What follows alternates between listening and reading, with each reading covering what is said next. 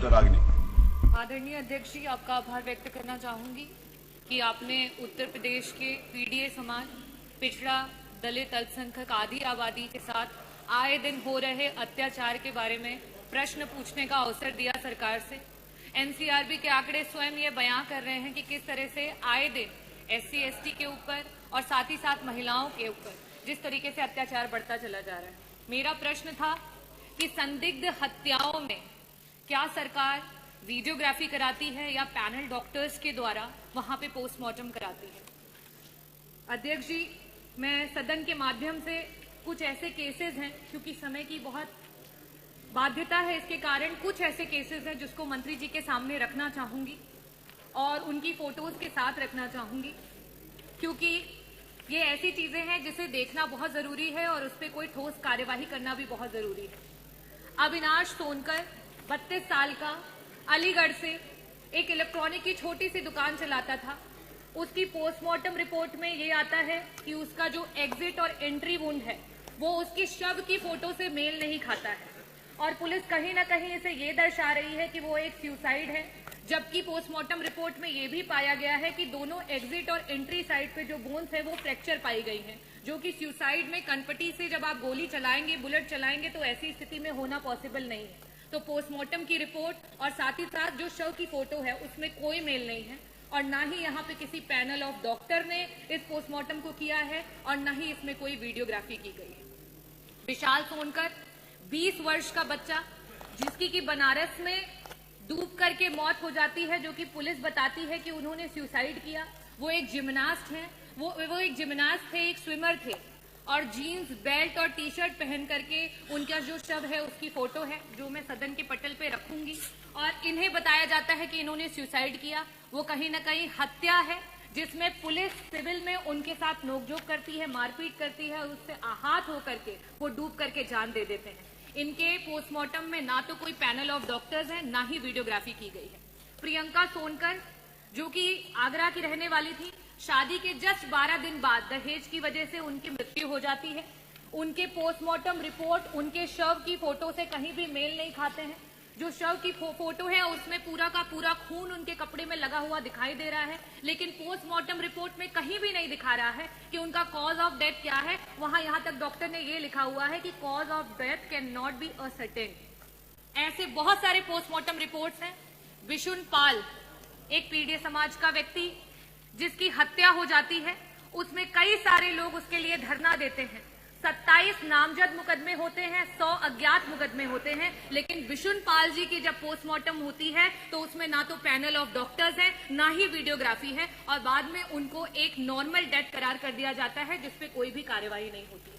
ऐसे आए दिन बहुत सारे केसेस हैं जहां पे वीडियोग्राफी ना होने के कारण, पैनल ऑफ डॉक्टर्स ना होने के कारण एक दलित समाज का बच्चा उसके परिवार से चला जाता है। ना जाने कितनी आत्माएं जो हैं अशांत है सिर्फ और सिर्फ सरकार की नाकामी की वजह से, और वो परिवार रोज आए दिन कचहरियों के और आपके थानों के चक्कर काट रहे हैं।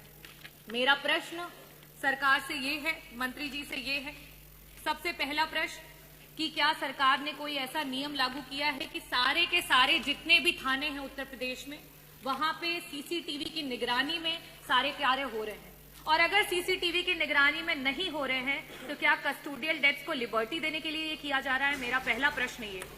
मेरा दूसरा प्रश्न ये है कि सरकार जो पोस्टमार्टम की रिपोर्ट्स हैं उसमें और शव की पिक्चर्स में जो अनियमितताएं पाई गई हैं, अगर ऐसी जितने भी केसेस हैं उनमें वापस से जांच के लिए कोई स्पेशल टीम लगा करके उनको वापस से जांच कराएगी, और साथ ही साथ सारे पोस्टमार्टम्स में, क्योंकि आज डिजिटलाइजेशन का जमाना है, तो क्या वीडियोग्राफी करा करके पोस्टमार्टम्स को कराने को शुरुआत करेगी?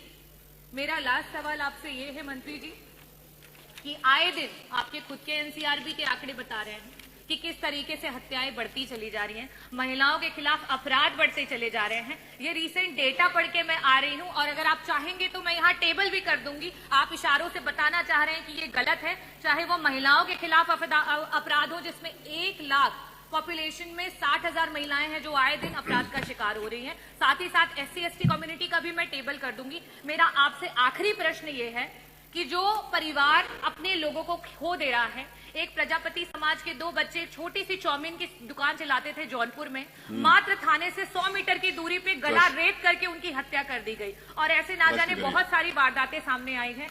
इन परिवारों को जहां से आज उनके भरण पोषण के लिए कोई नहीं बचा है, क्या सरकार उन परिवारों को कोई मुआवजा देगी और साथ ही साथ रोजगार की किसी स्कीम से जोड़ेगी? धन्यवाद। माननीय मंत्री।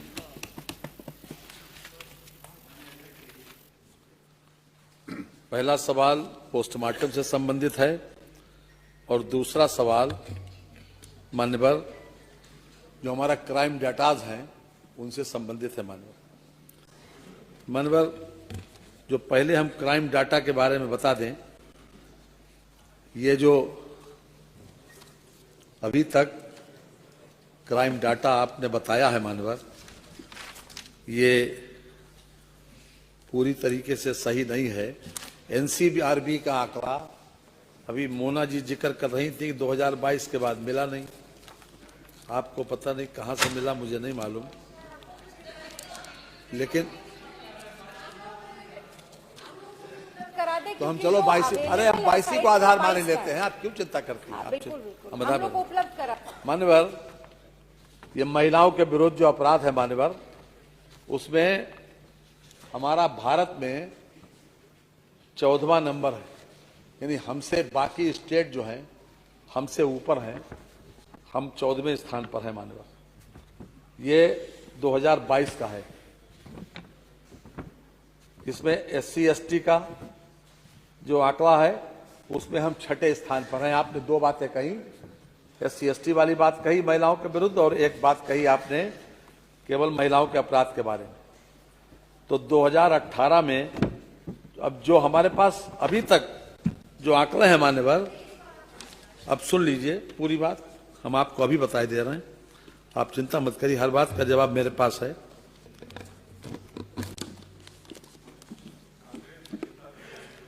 हैं? हाँ बिल्कुल सही बात है। देखिए,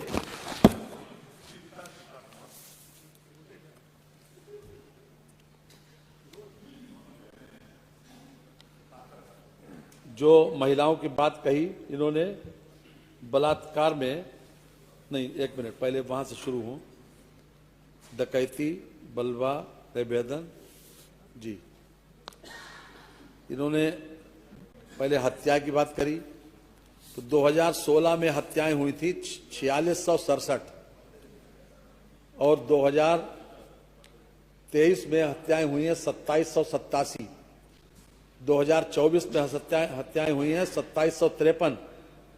तो 2016 के मुकाबले में 2024 में 41.01% की कमी है हत्याओं में। आपने प्रश्न आपका हत्या के संबंध पहले था, और दूसरा आपने महिलाओं के बारे में बता दिया, तो हमने महिलाओं के बारे में भी आपको जानकारी दे दी। ये भी अपने आप में एक बहुत बड़ा वो है। दूसरा सवाल आपका यह है कि पोस्टमार्टम का, पोस्टमार्टम में जितना भी संजीदगी और सावधानी बरती जा सकती है मान्यवर, उतनी सावधानी मान्यवर हमारी सरकार के द्वारा बरती गई। ये अपने आप में रिकॉर्डेड फैक्ट है मान्यवर। जब यह सरकार हमारी आई तो सुप्रीम कोर्ट का एक जजमेंट आया, और सुप्रीम कोर्ट के जजमेंट जो है, that is suppose to be the law of the land, article 141 मान्यवर ये कहता है कि जो भी सुप्रीम कोर्ट का आदेश है वो हमको एज इट इज मान्य करना चाहिए, उसके लिए कोई शासनादेश की आवश्यकता नहीं है मान्यवर। और उसी के आधार पर 1 अगस्त 2017 को एक शासनादेश हमारी सरकार के द्वारा जारी किया गया, DGP के द्वारा, वो सभी वरिष्ठ पुलिस अधीक्षकों को प्रेषित किया गया, और उसके बाद भी इसमें पूरी सावधानी बरती गई। उसके हम अगर आप हमें अनुमति दें तो उसकी 4 लाइनें हम पढ़ के सुना दें हमारे पास।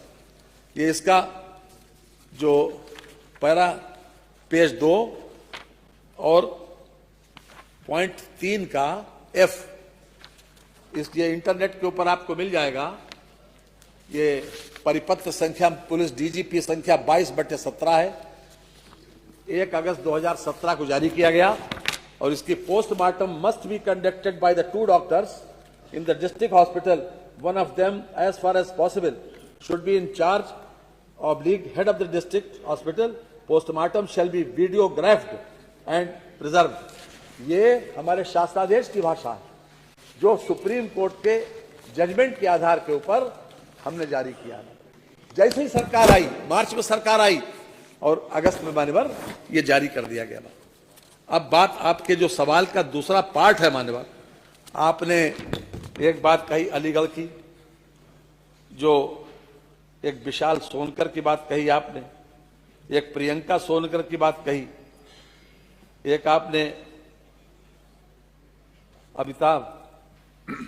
अविनाश सोनकर की बात कही और एक विष्णुपाल की बात कही। मान्यवर ये इंडिविजुअल केसेस की न तो आपने इसमें हमें क्राइम नंबर दिया, न हमको ये बताया कौन से सन का केस है। मान्यवर इंडिविजुअल केसेस की जिसके बारे में मान्यवर पहले से कोई जानकारी नहीं है तो वो तो आप दे नहीं, आप अपनी बात के वो कोट करने में वजन भले ही दे रही हो, लेकिन ये मेरे पास सूचनाएं नहीं है।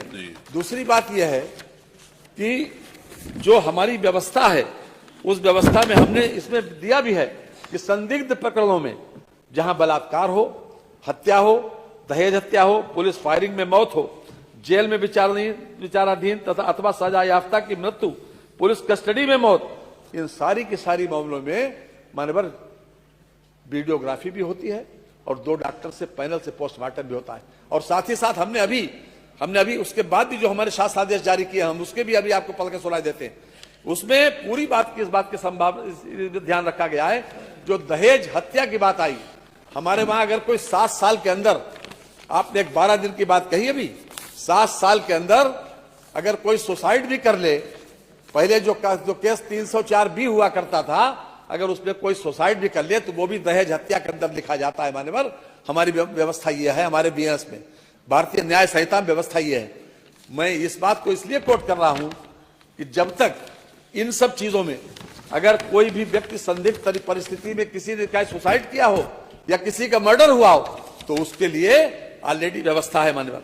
इसके अलावा भी मान्यवर हमने 24 घंटे पोस्टमार्टम की व्यवस्था की। पहले 9:30 बजे सुबह से था, उसके बाद हमने रात में भी सूर्यास्त होने के बाद भी व्यवस्था की है। अभी 31/1/25 को भी एक शासनादेश जारी करके इस बात की व्यवस्था की गई है ताकि ये किसी प्रकार का, ये 31/1/25 का शासनादेश है।